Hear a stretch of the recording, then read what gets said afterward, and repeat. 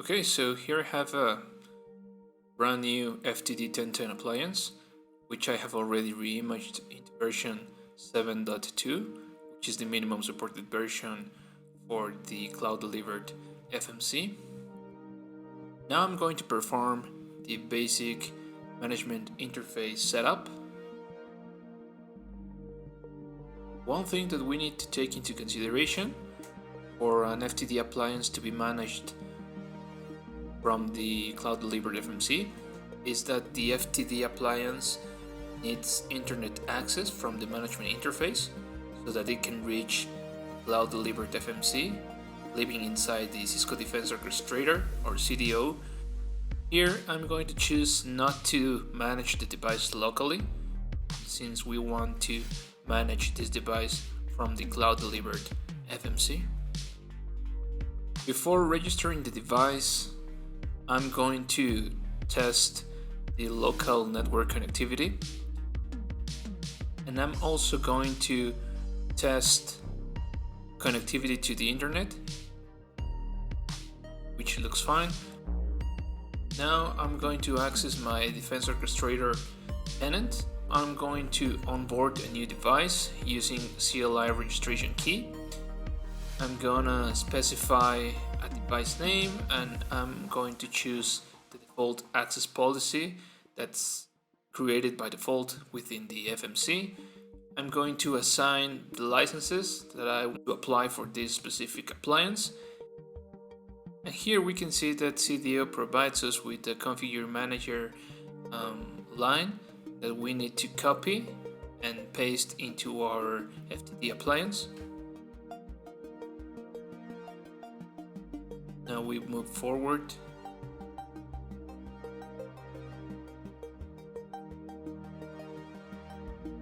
Here we can see that the FTD has been already successfully registered. If we go back to the CDO console, it looks like the device is still onboarding.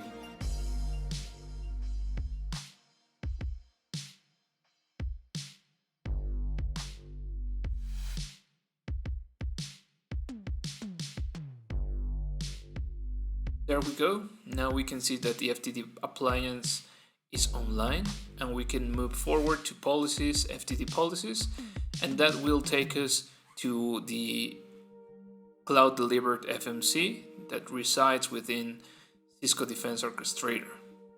Here we can see the regular management interface for the FMC.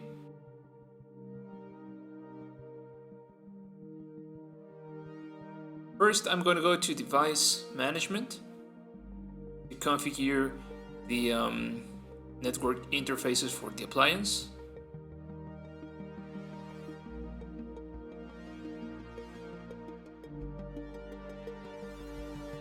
I'm going to configure Ethernet 1/1 as my internet facing interface. So I'm going to name it Internet, I'm going to enable it, and I'm going to assign a new security zone called Untrusted. And I'm also going to specify an IP address for this specific interface.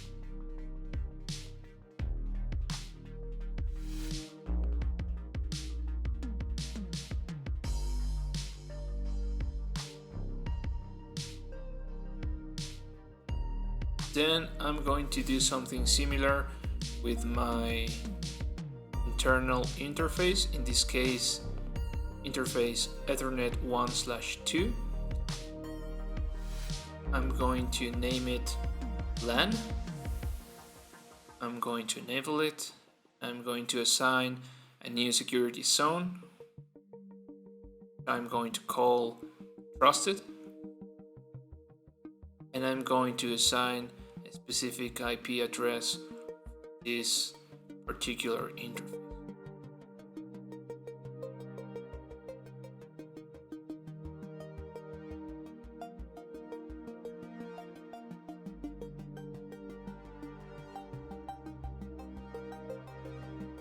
I'm going to save the configuration, and I'm going to move to the routing configuration for the device.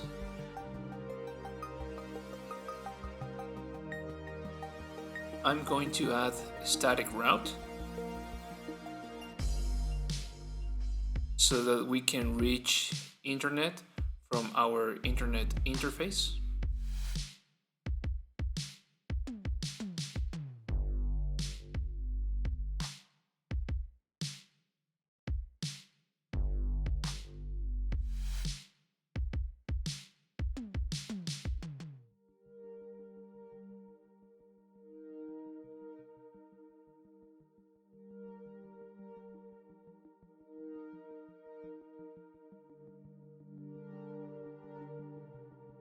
I'm going to save this configuration and I'm going to move forward and deploy the configuration into the FTD appliance.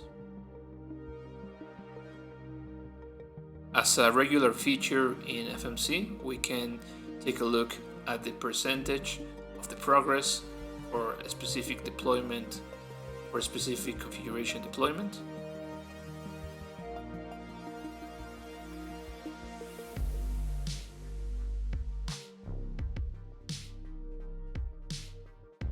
We can see here that this specific configuration deployment took 1 minute and 44 seconds, which is not bad at all, considering that the FTD 1010 appliance is the smallest appliance available, and also that the connectivity between the FTD appliance and the FMC is using internet.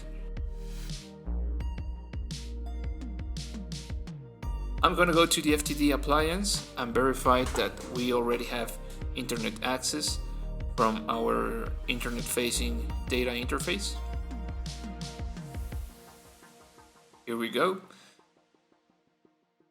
Now I'm going to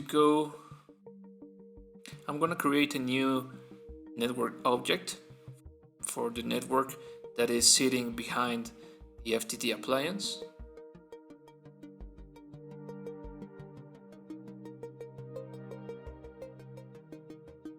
Now I'm going to configure an additional static route so that the FTD appliance can reach the local network that's sitting behind the LAN interface.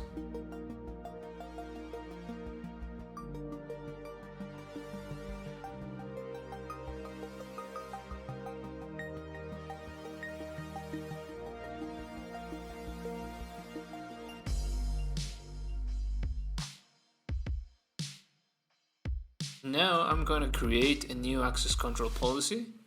When we onboard the new FTD appliance, we specified the default access control policy to apply for this appliance, but now I want to create a new specific access control policy, assign it to this FTD appliance. Here I'm just going to create a new rule. I'm going to specify one of the intrusion policies and one of the file policies that come by default with the FMC.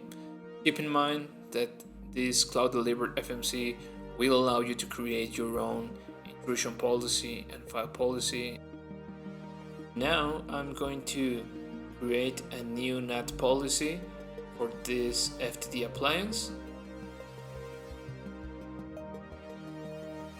The purpose of this policy is just to create a rule for internet access network address translation, just a regular dynamic path. Alright, so now I'm going to go and save this configuration and deploy it into my FTD appliance.